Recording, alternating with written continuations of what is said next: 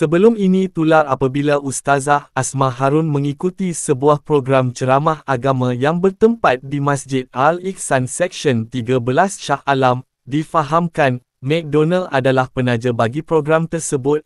Malah, pada tarikh 3 Mac 2 hari sebelum program tersebut berlangsung, pihak McDonald ada membuat posting di Facebook mereka yang mana Ustazah Asma Harun juga turut menyertai program tersebut.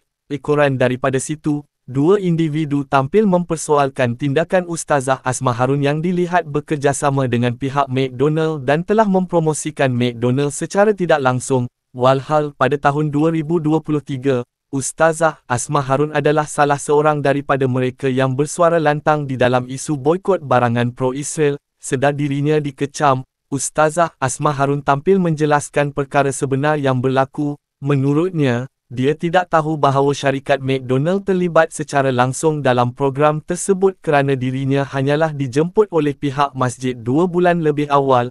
Penjelasan beliau sekaligus mendapat komen daripada beberapa individu daripada pihak masjid tersebut, yang mana mereka berasa sangat kecewa kerana Ustazah Asma Harun tidak bercakap benar. Tularnya perkongsian ini telah meraih perhatian para netizen. Menjengah di ruangan komen, pelbagai reaksi kecewa diberikan oleh netizen mengenai perkongsian tersebut.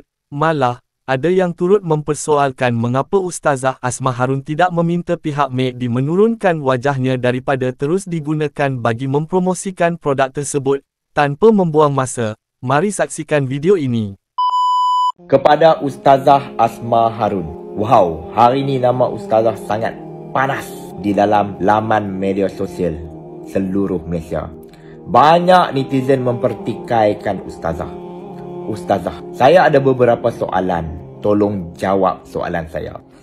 Yang pertama, pada tahun 2023 seperti mana semua orang tahu yang Ustazah begitu lantang dalam isu boikot. Ustazah sendiri kata terus nekat dalam isu boikot ni. Itu yang pertama, di mana pendirian Ustazah. Hari ni, tahun 2025, poster gambar Ustazah ada McDonald. Video ceramah Ustazah ada logo McDonald. Malah di dalam media sosial McDonald. Sekiranya perkara ini McDonald suka-suka pakai gambar Ustazah, tolong saman McDonald. Sekiranya benar, tolong jawab benar. Kalau fitrah, tolong saman supaya tidak mengelirukan rakyat Malaysia. Kerana Ustazah lah ramai juga rakyat Malaysia yang terikut dan memboikot McDonald. Apa nak jadi ni Ustazah Asma? Dulu musuh boikot habis-habisnya McDonald, tapi sekarang mu sendiri berada dalam pentas McDonald. Apa pandangan kamu? Ada yang tanya soalan pasal ceramah yang McD pakai muka saya tu. Saya dijemput oleh masjid. Pihak masjid yang menjemput. Cuma ni masjid ni yang jemput saya. Saya tak ada kaitan dengan McDonald tu. Jadi tolonglah berhenti. Saya dah terima jemputan. Saya tak boleh batalkan. Bukan apa, bukan senang. Itu telah lebih kurang 2 bulan yang lepas. Dan mereka nak cari penceramah. Yang menjemput saya adalah ni, Masjid Al-Ikhlas Seksyen 13 Shah Alam. Ramadan, bulan penyucian jiwa. Jadi, boleh jadi McDonald tu dia ada buat agihan makanan kepada asnaf fakir miskin lain-lain.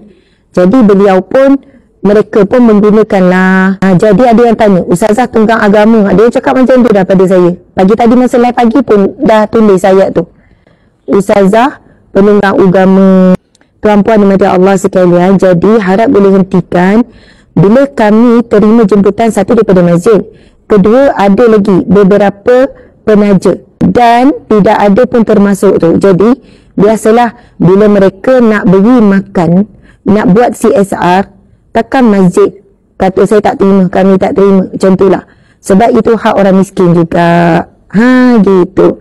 Ya, macam tu lah ya. Harap faham. Saya dah jawab secara terbuka ni ya.